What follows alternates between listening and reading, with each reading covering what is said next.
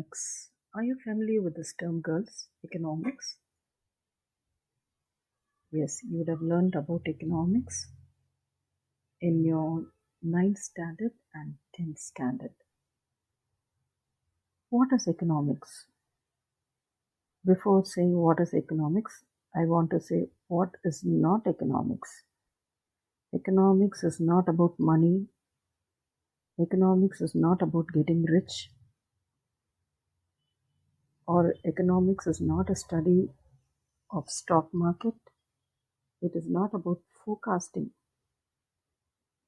Economics is about study of men and women in the ordinary business of life. So economics is a study about the behavior of human beings. So it is a very, very interesting topic. To make understanding economics better, we need to see the definitions given by notable economists. Economics is everywhere, and understanding economics can help you make better decisions and lead a happier life. This definition is given by Tyler Cowen. So you see economics everywhere, and when you understand economics, it helps you to take better decisions in life and helps you to lead a happier life. The term or word economics comes from the ancient Greek word oikonomikos. Oikonomikos. So oikos means household and nomos means management. Thus the term economics means management of household. The term or word economics means household management. The science of economics is not very old.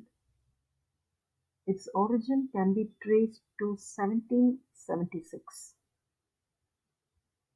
Economics was earlier known as political economy, but it was renamed as economics in the late 19th century by Alfred Marshall. So in this chapter, we will be learning about the subject economics, to understand the nature and scope of economics, and to understand the meaning of some of the basic concepts of economics, and to observe how they are applied in various definitions formulated on the science of economics. The nature of subject refers to its content and how and why they find a place in the subject. So what do you mean by nature? The nature of the subject refers to its content. What is the content of economics? We will be seeing the content, the nature, the scope, and the various definitions one by one. So to get a better understanding about the word or the term economics, let us see a few definitions given by notable economists. In our syllabus, we have 4 definitions given by famous economists. The first one is given by Adam Smith. Adam Smith is also called as the father of economics. Adam Smith's definition is called as the wealth definition. After Adam Smith, we have Marshall. This definition is called as wealth definition. After Marshall, you have Lionel Robbins. Lionel Robbins was a professor and he studied in the London School of Economics. His definition is called as the scarcity definition. And we have Samuelson's growth definition. Smith's definition represents the classical era, that is, the classical means very old, from 1776 to the 19th century. So Adam Smith's definition is called as the classical era. And after the classical era, you have the neoclassical era. After that, you have the new age. Then the latest, it's called as the modern age. So this is the picture of Adam Smith. The definition given by Adam Smith is called as the wealth definition. So Adam Smith, you can remember it as W. W means wealth.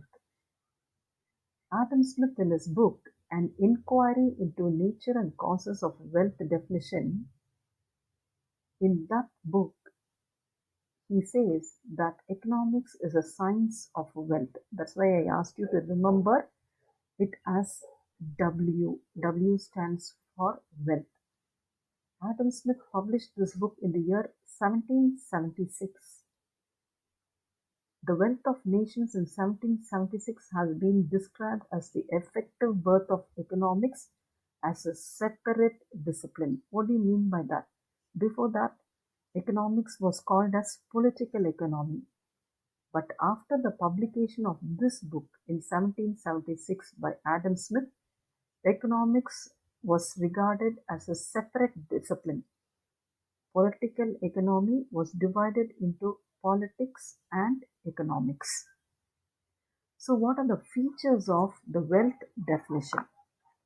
If you have the textbook, please turn to page number 2. You have the wealth definition under the heading 1.3.1. So, Adam Smith, in his book An Inquiry into Nature and Causes of Wealth of Nation, defines economics as the science of wealth. So he explains how a nation's wealth is created and increased. So Adam Smith's main emphasis was wealth, wealth of a nation. So how can the wealth of the nation be increased? It can be increased only through trade. So he gave importance to export and imports. So what do you mean by wealth?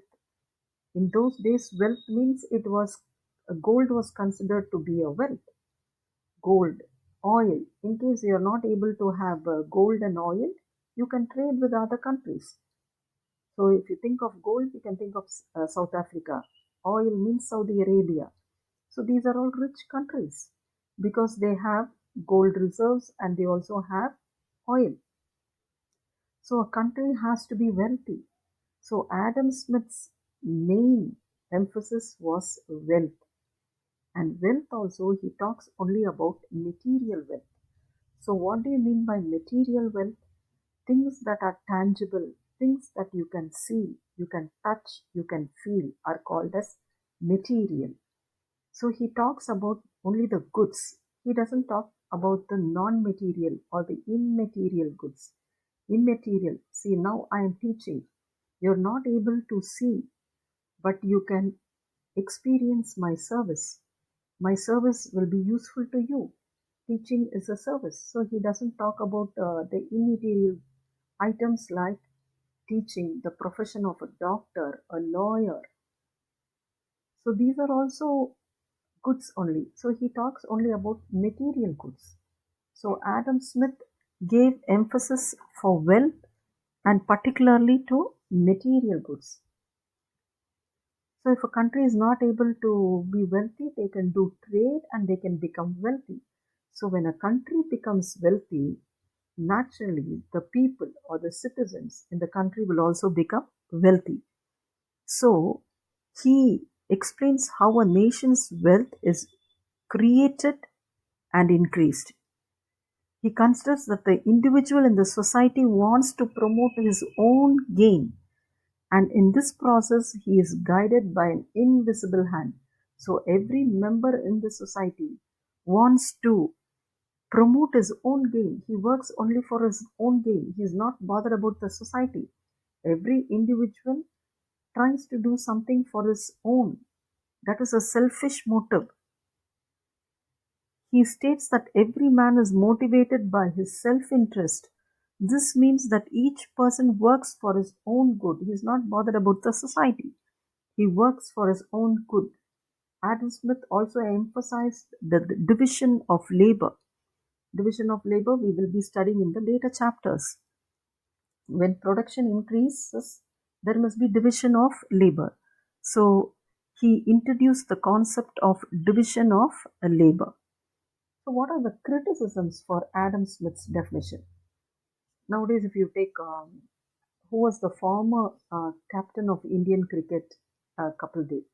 When I was young, Kapil Dev was a captain of the Indian cricket team. Then later on, we had MS Dhoni, and now we have Virat Kohli.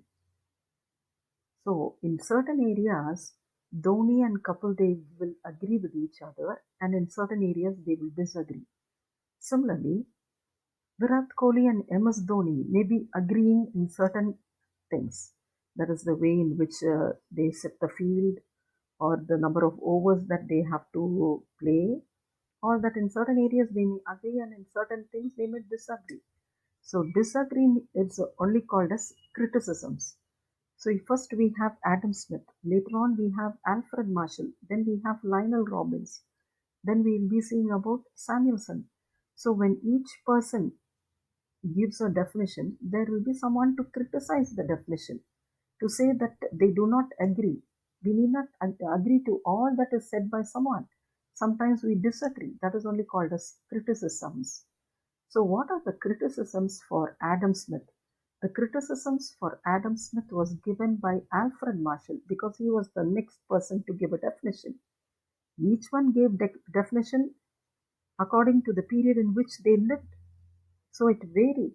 There are many definitions for economics.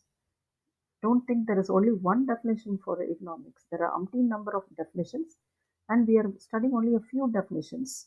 Precisely 4 definitions we will be studying here. So, what are the criticisms? For Smith, economics is wealth, only wealth. For Smith, economics is wealth spending activities.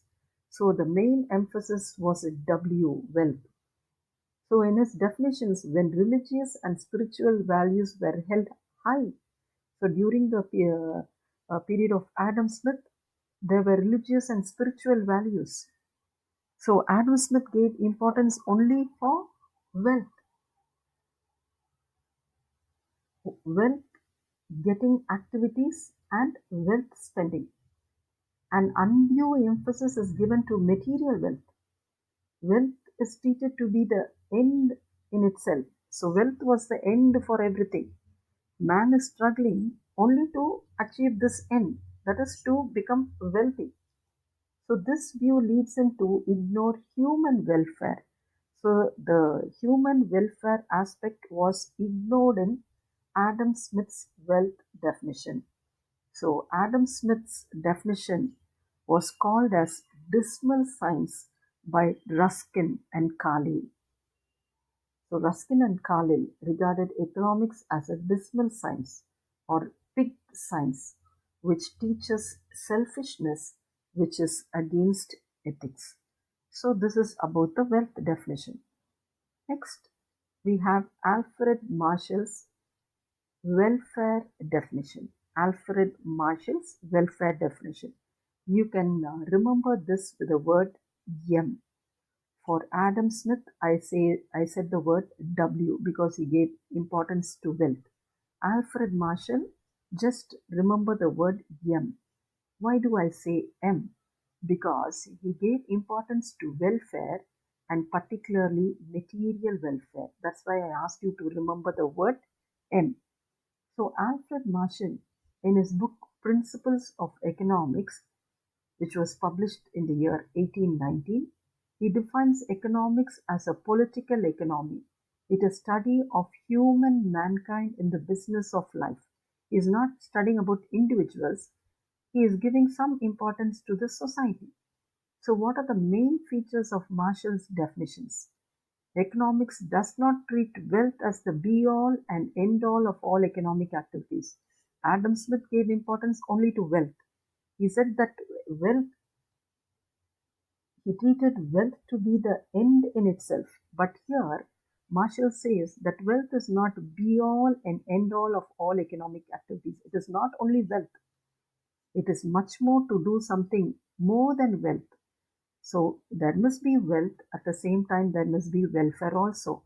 He considered economics as a social science. So it studies people in the society who influence one another. Man cannot be independent or man cannot be selfish. He has to care about the society. So Marshall here emphasizes about the wealth and the welfare, and he talks about the society also. So what is Marshall's definition of economics? It's found on page number 3. Economics is a study of mankind in the ordinary business of life, in everyday activity. So here he gives emphasis to the ordinary business of life. Economics is a study of mankind in the ordinary business of life. It examines that part of individual and social actions which is most closely connected with the attainment and with the use of the material requisites of the well-being. So Alfred Marshall emphasizes about the material welfare. He studies about the wealth on one side and the study of man on the other side. So Alfred Marshall gives importance to man on one side and the welfare on the other side. Hope you are able to understand, girls. First, I explained the Adam Smith's wealth definition. Now we are trying to understand the welfare definition given by Marshall. So Marshall gave importance to wealth and at the same time he gave importance to welfare also. But the problem here is again Marshall gives importance only to material welfare. So Marshall's definition is based on the concept of welfare, but it is not clearly defined. Welfare. What do you mean by welfare? Welfare varies from person to person. One person's welfare may not be another person's welfare. Suppose if you take an alcoholic or a person who drinks, he thinks that drinking or taking alcohol gives him pleasure. So he does it for his welfare. But for the other person, it is not welfare. For the people who are living with him, they feel he is a pain or he is a troublemaker. So one person's welfare may not be another person's welfare. So welfare may also differ from a country to another country and one period to another. Things like liquor that are not capable of promoting welfare but command a price. Liquor has a price. So the person who sells liquor, he gets money. So he is able to generate income. So it is a welfare for him. And a person who consumes liquor also, it promotes his welfare. But what about the people who are living with a drunkard? So here, Marshall is not specific about the welfare aspect. So the person who came after Marshall is Lionel Robbins. So he criticized Alfred Marshall's welfare definition. So let me pause here and after a short break, I will deal with Lionel Robbins' definition and Samuelson's growth definition.